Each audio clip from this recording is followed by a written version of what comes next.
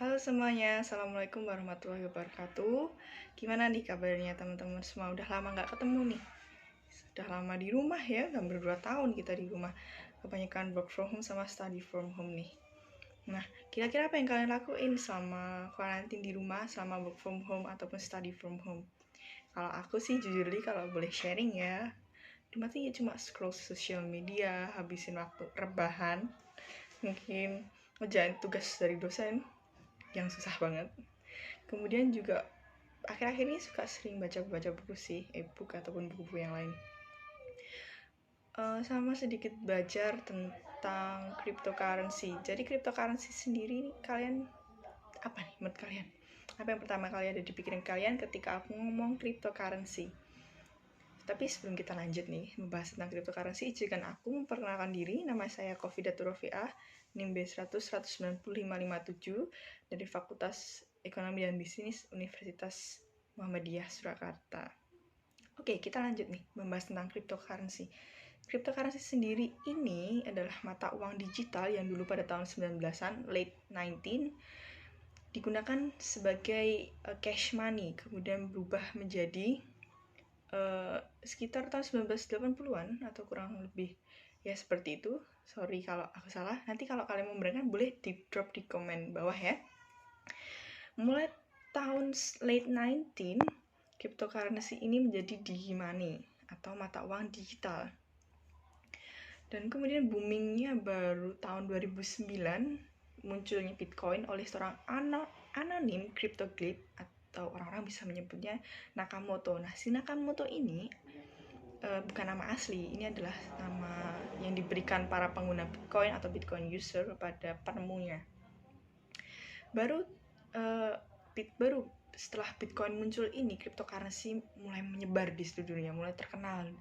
Dari mulai para investor ataupun para pebisnis ini mulai menggunakan currency sebagai mata uang digital atau mata uang online yang bisa dikatakan sangat tinggi dibandingkan dengan cash money.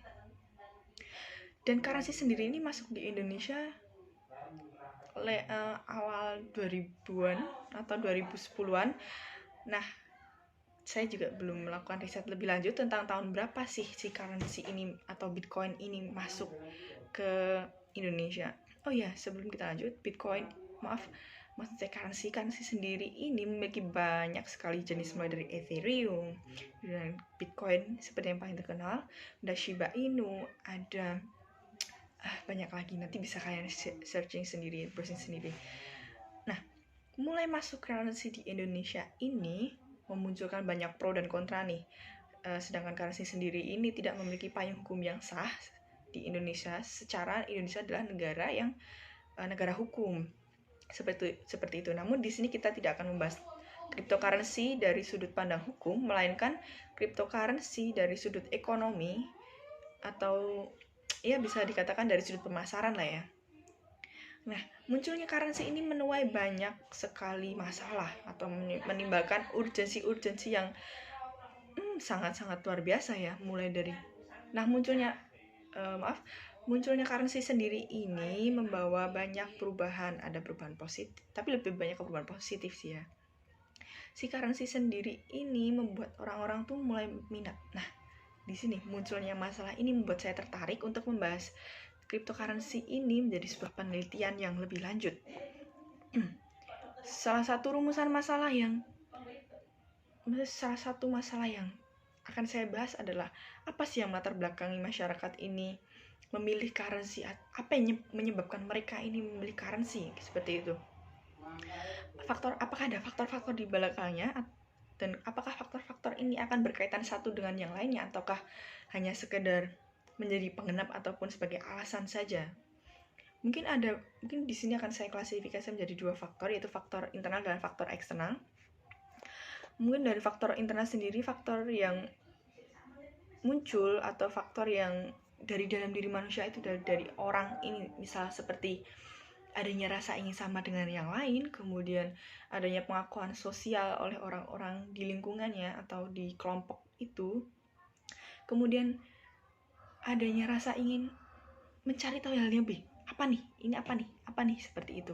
Kalau untuk faktor eksternal bisa jadi adanya regulasi pemerintah bisa mempengaruhi pemilihan seseorang memutuskan untuk ikut currency atau tidak. Kemudian adanya fasilitas-fasilitas sosial atau fasilitas-fasilitas umum yang mungkin bisa digunakan atau yang bisa menjadi penyebab juga. Dari munculnya masalah-masalah ini membuat saya lebih tertarik lagi untuk mengulik lebih dalam tentang penelitian ini. Tujuan dari penelitian yang saya lakukan dari currency ini adalah untuk mengetahui sejauh mana sih tingkat penerimaan masyarakat Indonesia tentang currency, seberapa besar ini masyarakat mau menerima tentang currency, dan apa saja yang melatar belakangnya, untuk mengetahui itu semua.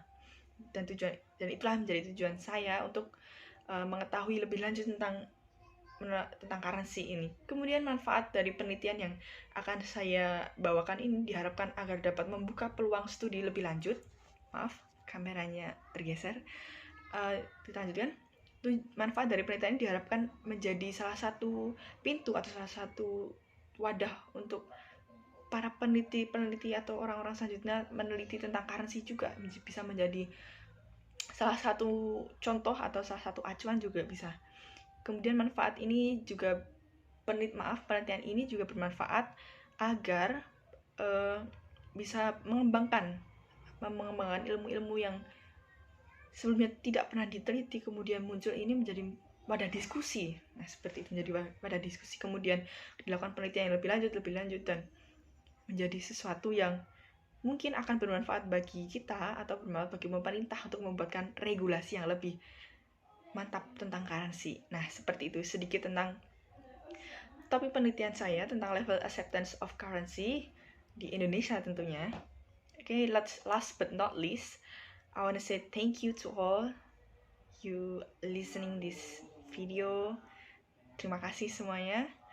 Oke, semoga sehat selalu, tetap stay safe, patuhi protokol kesehatan. Kalau mau keluar harus pakai masker, jaga jarak, oke?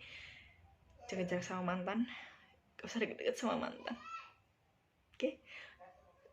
Mohon maaf juga apabila ada kesalahan, dan mohon maaf apabila kameranya tadi agak miring-miring ya, ada sedikit kendala teknis, mohon dimaklumi. Cukup sekian dari saya, sampai ketemu di lain waktu. Wassalamualaikum warahmatullahi wabarakatuh. Saya Qafida Trafiah, pamit undur diri.